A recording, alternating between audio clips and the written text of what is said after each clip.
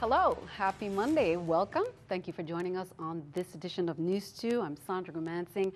Topping our newscast, Democratic voters across the territory headed out to the polls on Saturday to cast their votes in the 2016 primaries.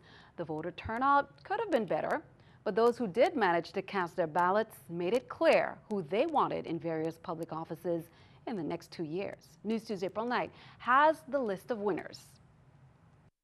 The primary elections on Saturday was relatively uneventful, perhaps too uneventful judging from the low voter turnout. Only 4,889 votes were cast in spite of more than 29,000 registered Democrats, a turnout that only adds up to 16.41%. It wasn't lost on poll judges around midday Saturday. Turnout's a little slow. It was raining earlier and it stopped, so hopefully it'll pick up now that it's sunny.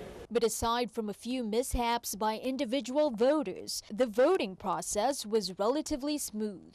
The biggest problem so far has been people putting X's or check marks instead of filling in the ovals. So then we have to spoil the ballot and give them a new one. The unofficial results came late Saturday night. In the delegate race, Delegate to Congress Stacey Plaskett won in a landslide, defeating a challenge from former Senator Ronald Russell. In the senatorial race on St. Thomas, Marvin Blyden grabbed the top spot again this year with some 1,595 votes. He's followed by two-term Senator Myron Jackson and then Jeanette Milling-Young, Justin Harrigan, and Gene Ford. Kevin Rodriguez and Patrick Simeon-Sproul made up the tail end of the slate, both of whom have a stronger chance after Senator Clifford Graham decided not to run for re-election this year. On St. Croix, Senator Kurt Vialet won the most votes at 1,544. He's followed by Novell Francis, Samuel Sanis, New Democrat Nellie O'Reilly, Kenneth Gittens, Neville James, and Terrence Joseph. The primary election will be officially certified 10 days after August 16th. Reporting for News 2, I'm April Knight. Now remember, these are unofficial results, and they are only for the Democratic races. The election system still needs to factor in the early voting as absentee results to come up with an unofficial total, but little is expected to change in the final lineups. Here are more results from Saturday's primaries. In the at-large Senate race, Brian Smith defeated Stacey January. Smith earned 1,200 votes, while January had 1,078 votes. In the Board of Election race for the St. Thomas-St. John District, Arturo Watlington and Maurice Donovan secured the two available slots with 918 and 816 votes, respectively. And finally, in the Board of Education race in the St. Thomas-St. John District, Era Lockhart and Kaiser Caldwood got the two available slots with 794 and 764 respectively. Remember, you can go to www.vivote.gov for more information. Meanwhile, one election bill that was meant to change campaigning at the polling sites didn't quite pass the enforcement test over the weekend. The new law, which was meant to curb excessive electioneering right at the polls, resulted in many campaigners still yelling out their candidates' names at the entrances and left the police department uncertain about how to go about the enforcement. News 2's April Knight has more. The rollout of the new electioneering law didn't go quite as planned during the primaries on Saturday. The legislation, which took effect in April, mandated a 200-foot campaign-free radius around polling places. But on voting day, this was the scene. Senator Gene Ford, who opposed the law, is in favor of a smaller radius, saying he does not believe the 200 feet should be measured from the perimeter but from the walls. That's in spite of Joint Election Board Chairman Arturo Watlington saying the law is clear that it's from the boundary lines. There's still some confusion in terms of where one can start doing some electioneering or not. As far as I am concerned, they're all in compliance. I visited the Gladys Abraham School, which I saw signs I visited the Adelita Cancroin School, and I saw signs saying no electioneering beyond this point, and everybody seems to be in compliance. The new electioneering law is part of a series of bills tied to election reform, which the Senate focused on with renewed energy right after the controversial and confusing 2014 elections.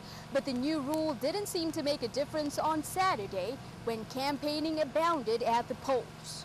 There were the usual tents set up by ardent candidate supporters, the signs and placards waved around, a big sign on the wall right in front of the entrance to the polling site, and even pro-candidate t-shirts worn by many inside the polling places themselves. Whether or not these were illegal according to the new law remains unclear. Electioneering is not clearly defined in the VI code. Election officials said it was up to the police department to enforce the new rules, but the many police officers present on Saturday, at least in this polling place, did not kick out the campaigners. Reporting for News 2, I'm April Knight.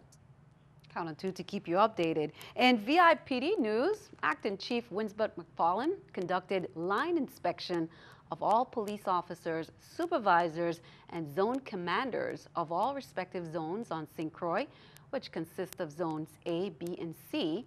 Inspections of the line provide the chief, command staff, and supervisors with the means of regularly assessing agency efficiency and effectiveness.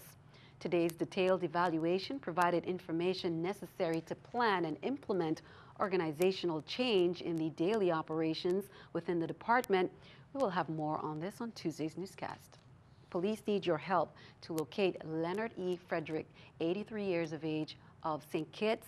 He is 5'7", weighs 145 pounds, black eyes, and wears his hair bald. He suffers from Alzheimer's disease, according to VIPD. He frequents Company Street and Market Square, Christiansted. He wears glasses and usually wanders around the Christiansted town area. If located, please contact Officer F. Hodge at the Anselmo Marshall Command Police Station at 340-773-2530 or 911. VI Department of Human Services and the VI Police Department, they're seeking the public's assistance in locating a minor, Jeremiah George. Jeremiah George was last seen in the Watergut area in Christiansted, St. Croix, in the vicinity of Seabourn Airlines and the Ruby Rouse housing complex. When he was last seen, Mr. George was wearing a black t-shirt with a white shirt underneath and long black pants. George is black, about 5 feet 9 inches, and weighs 148 pounds. Police say if you see this missing minor, you can contact the Department of Human Services at 340-773-7123 or call the VIPD department or 911. Meanwhile, on St. Thomas, police are still requesting the community's assistance in locating minor Kiara Foy, 16 years of age, who was last seen on Monday, August 1st in the area of Estate Friedenhoy, wearing a long black and white animal print pajama pants and a green short sleeve shirt. Kiara is 5'3", weighs 120 pounds, has dark brown hair, brown eyes, and a resident of Tortola, BVI. Please notify Detective Royale Donestag or Detective Cleopatra Brooks at 340-715-5541, 715-5542, or 715-5540, 911, or you can also call Crime Stoppers USVI at 1-800-222-TIPS. A small plane crashed over the weekend, sending 2 to the hospital, including the passenger, a 20-year-old student pilot, and her 45-year-old instructor on board, according to the VIPD and VI Port Authority. That accident happened around 11:51 a.m. near the Rolson Airport. Both the passenger and pilot were alive when first responders arrived and taken to the hospital. They were renting a plane from Bulky Airport. Count on 2, we will have more details as it comes in. The ground stop for Delta Airlines has been lifted and flights are taking off again.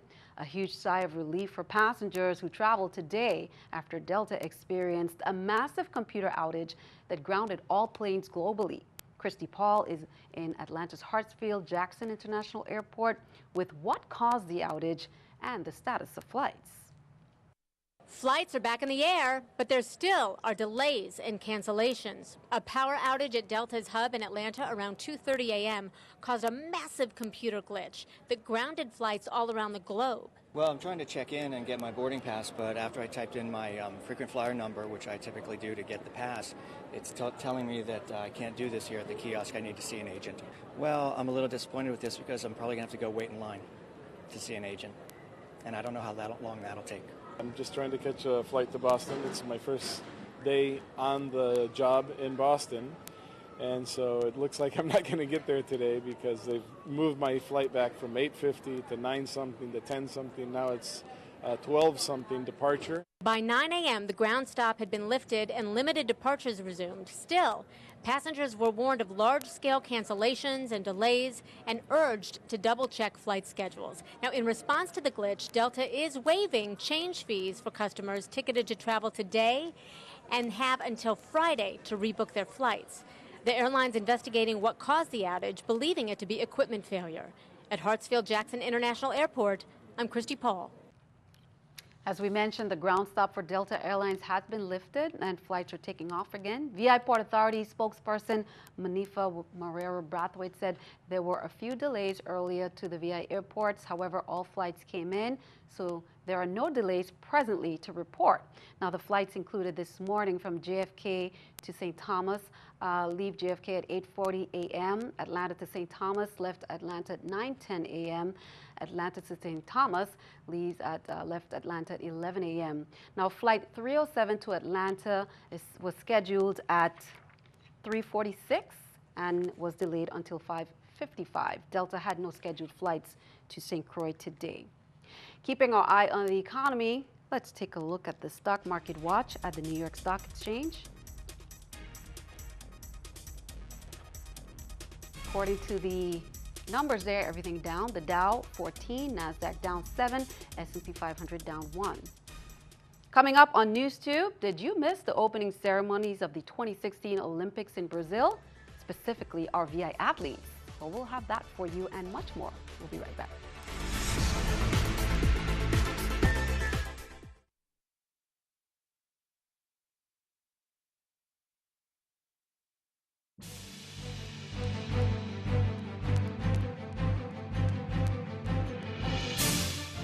Welcome back. St. Thomas and St. John experienced a series of outages starting Sunday evening and continuing Monday.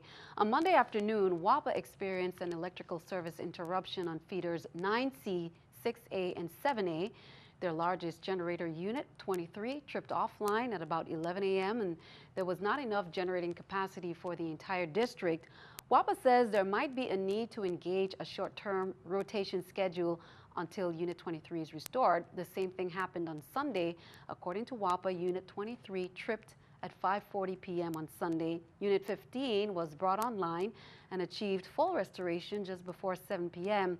Half an hour later, however, the island's demand for power exceeded the 52 megawatt combined capacity of the 3 online units, which led to feeders 7A and 9C being taken offline, as well as a portion of feeder 6A. Just before 9 p.m. Sunday, service was restored to all customers after a successful restart of Unit 23. As of today, earlier today, it was estimated that Unit 23 will be placed back online about 3:30 p.m. and WAPA says once that unit has been brought back online, service will be restored to all areas. St. Thomas's East End Medical Center kicks off National Health Center Week, and they began a series of activities with an open house today to commemorate the National Health Center Week, which is recognized from August 7th to 13th. The 2016 theme is celebrating America's health centers, innovators in community health. The open house is being held from 4:30 p.m. to 7 p.m. in front of the main entrance of the health center in Tutu Park Mall here on St. Thomas. Now, on St. Croix, that's the schedule. The goal is to raise awareness about the mission and accomplishments of health centers. As we shared, the Frederiksted Health Center events has scheduled, and there you go. Today was held at the Taxi Driver Association at the Rolston Airport. Tuesday, August 9th is the Horsemen Association at the Randall Doc James Horse Track from 9 a.m. to 12 noon. Wednesday, August 10th coming up, welcome for all small business owners. Frederick said healthcare building from 8 a.m. to 7 p.m. Thursday, it's Senior Day at the Wim Gardens from 10 a.m. to 12 noon. At the Lois E. Brown Apartments, 2 p.m. to 4 p.m.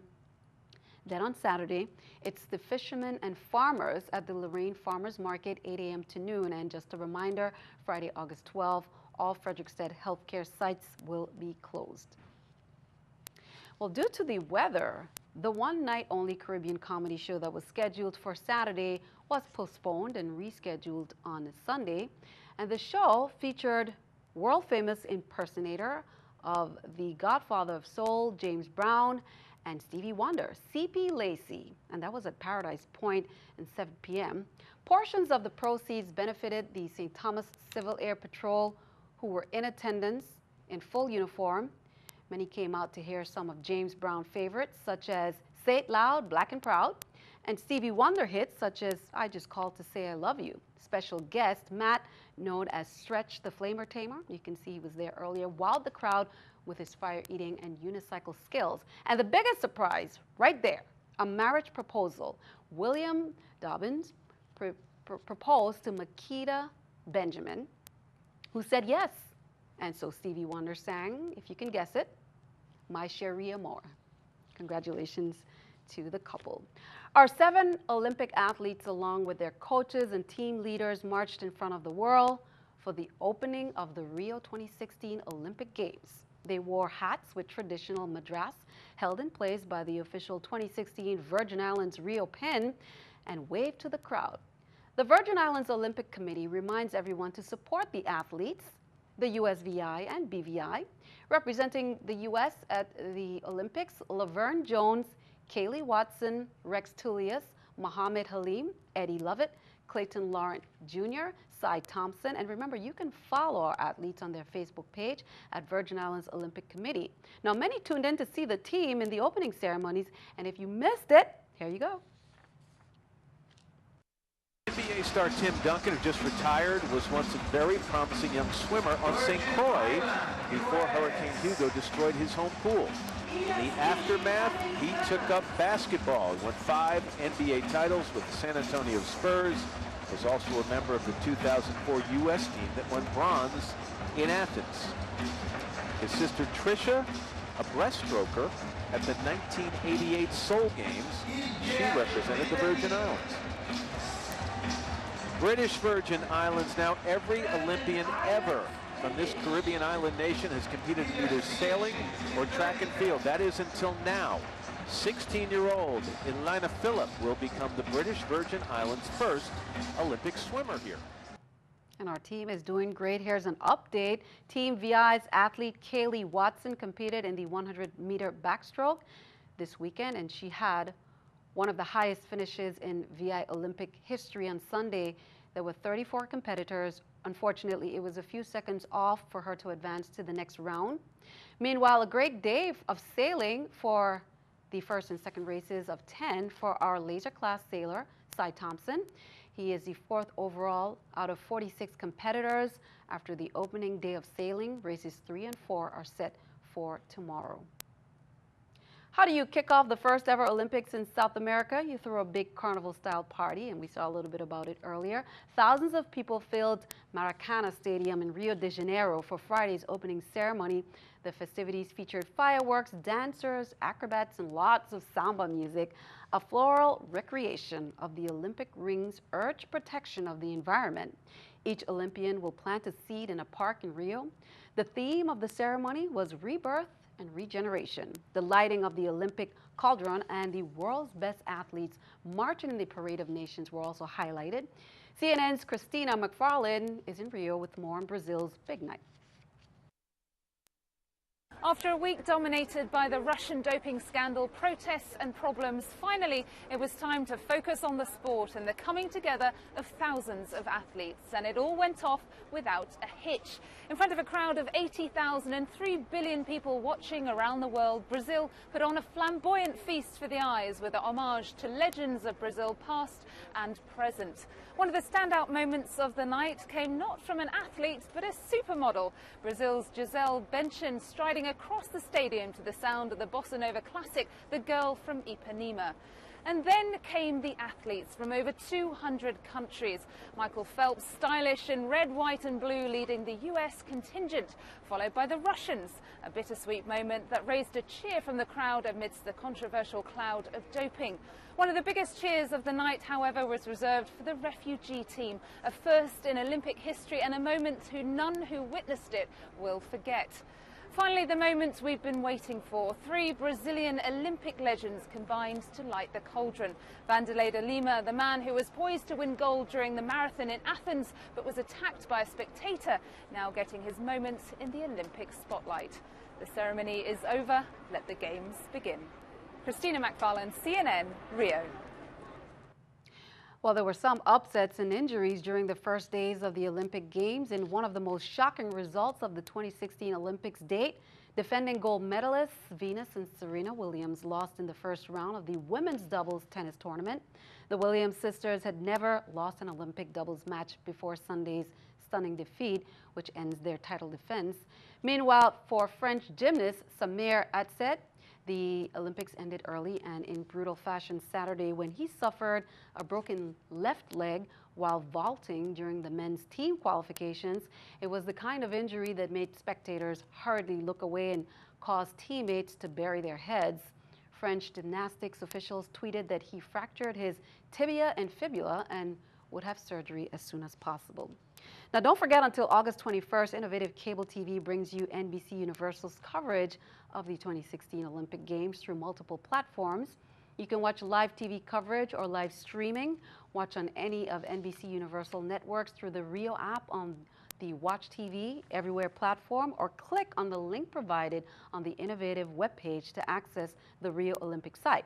And here are the channels: Bravo, Channel 97, CNBC, Channel 155, the Golf Channel 126, and that's also St. Thomas St. John, and 127 St. Croix, MSNBC Channel 145, NBC Channel 11, NBC Sports Channel 40, Telemundo 58, USA Channel 95, and in addition, there are 2 specialty channels for Olympic basketball and soccer, Channel 44 and Soccer Channel 45. A former world record Blue Marlin display has been dedicated at the airport at the Cyril Lee King on St. Thomas. The majestic mount of a 1,282-pound Blue Marlin at the Cyril Lee King Airport's lobby in St. Thomas brings home, they say in a big way, the territory's reputation as the Blue Marlin capital of the world. Many assisted in this project that involved transporting it. Now, the VI initially made headlines in 1964 when John Battles caught the first all-tackle world record Blue Marlin in Virgin Islands waters, an 814-pounder, and it continued from there. The young carpenters at my brother's workshop, they built a beautiful 8-foot by 8-foot wood stage to exhibit the massive Marlin. Congratulations there, great display, be sure to check it out. Your News 2 AccuWeather forecast is coming up next.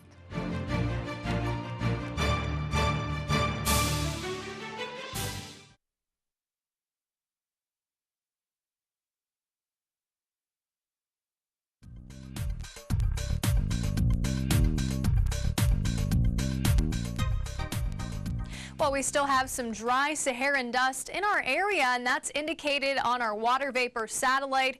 Anywhere we see the shades of yellow indicate dry air in the atmosphere, so it could be a little bit hazy at times across the area. However, we also notice this little cluster of gray to white. This is an area of low pressure that's starting to develop, and that could bring in a brief shower or 2 into our region tonight and into tomorrow. So do keep that in mind. It's not going to be anything widespread or long-lived, just quickly in and quickly out. Our overnight low tonight sits at 82 degrees with a brief shower or 2. St. John, also a similar forecast for tomorrow. Our daytime high coming in at 90 degrees. By no means will it be a washout of a day, just a quick shower in and a quick shower out. Also a little bit on the breezy side for tonight. 90 in St. Thomas with a shower or 2 for tomorrow, and that is going to include St. Croix with that little cluster coming our way, and we will have some sun sunshine out there as well. So as we take a look at our marine forecast, the Atlantic-facing coastline, our waves are between 3 to 5 feet. Winds are out of the east between 10 to 15 knots. So just a little bit breezy. No small craft advisory in effect, though, so that's definitely good news throughout tonight. And sticking around for tomorrow, the Caribbean-facing coastline, also waves running between 3 to 5 feet. Our winds are out of the east between 10 to 15 knots. As we take a look at our extended forecast into the middle half of the week, this is really when we are going to be impacted by the Saharan dust. So noticing a little bit hazy out there Wednesday and into Thursday, with some sunshine, temperatures in the upper 80s to lower 90s. Friday, mostly sunny skies. We'll still be flirting with that 90 mark. Overnight lows expected to stay in the lower 80s. A few spotty showers set to return as we kick off the weekend. Sandy, back to you. Thank you for that. It is time for our News 2 weather picture there by Kidani Camacho, 9 years of age, representing Lockhart Elementary School, sharing with us some of the showers we experienced this weekend. We had a wet weekend, and we may get a little more this week, according to Molly, so keep the umbrella handy. Thank you for that. Send us your News 2 weather picture too. News 2 Innovative Business Center, 4611 Tutu Park Street 300, St. Thomas, VI 00802. And that is all for this edition of News 2. We'd like to thank you for joining us for all the latest. I'm Sandra Guman Singh. We'll see you next time.